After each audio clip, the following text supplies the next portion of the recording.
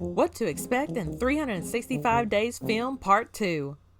Almost everyone has watched the most watched film on Netflix, 365 Days.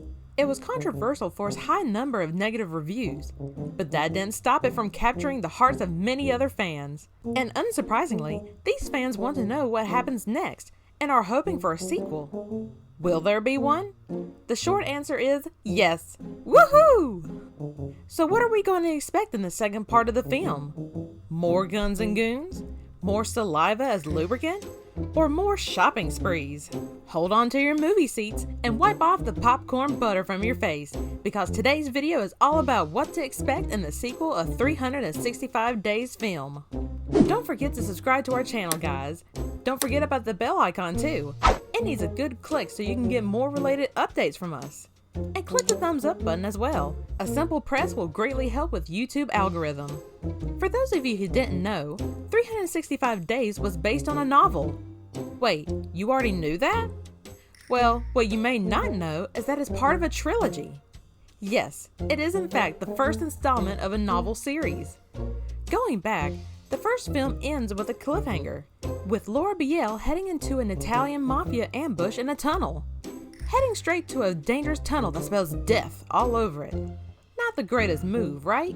The film does not reveal whether she is alive or dead. This leads fans to speculate as it ends with an open ending.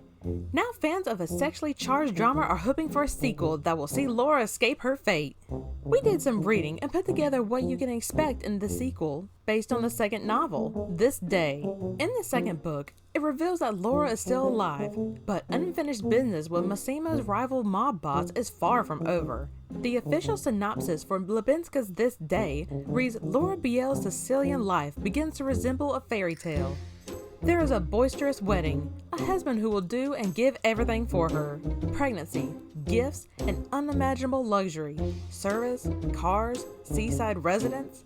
Everything would be perfect if not for the fact that gangsters were all around. Crime hangs in the air, someone is constantly trying to kidnap and kill her, and her best friend Olga blindly follows in her footsteps. Being the wife of the most dangerous man in Sicily has its consequences, and Laura will find this out painfully. This seems to confirm that if a sequel is made, not only will Laura and Massimo return, but so will Olga, Magdalena Labarska. The sequel may also likely show Laura and Massimo's big wedding. Hope we're invited. However, things will not be as easy as slicing a piece of wedding cake for the couple. Why is that? Before we tell you, you should add the 10 yays and nays of the erotic film 365 DNI to your watch list. Getting back, just as Laura starts to fall for her kidnapper, Massimo, she then gets abducted by a rival mob boss and starts to develop feelings. Seriously, Laura?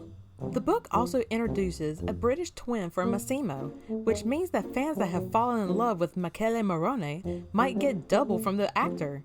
A Polish man with a British twin? Okay, if you say so.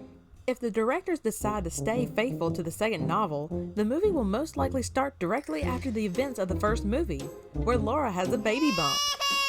The events of the 3 books will happen within a few months of each other, as Laura is still pregnant in the third novel, Another 365 Days. Don't worry guys, this isn't just gossip. The second movie in the franchise has already been announced, as the sequel was meant to start shooting this summer of 2020, in the same locations as the prequel. But with what's happening right now, production has been on lockdown as well, and production start date is postponed. This was confirmed by 365 DNI actors Anna Maria Sekluka and Magdalena Labarska, who played Laura and Olga in the movie. In an Instagram Q&A, they were asked when the sequel would start shooting. Sekluka said, "We will not be able to go abroad to shoot this year because of the pandemic.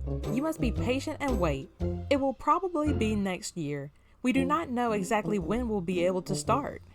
Lambarska, meanwhile, added, "Everything has stopped. The situation is similar in every country.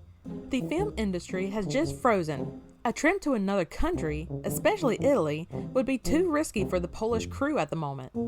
As for critics who disliked the first film for glorifying Stockholm Syndrome, kidnapping, and having a weird and messy plot, things aren't going to be better for the sequel. Too bad for you guys. So that's what you have to expect in the sequel of the film 365 Days. We hope we've answered your questions and had you looking forward to the next installment. Subscribe to Hooked Up and click the bell icon for more related updates. Also, press the thumbs up button if you loved our video. It's a big help and we'll totes love it. What do you expect in the sequel? Do you think it'll be better than the first? Share us your thoughts and drop a comment below.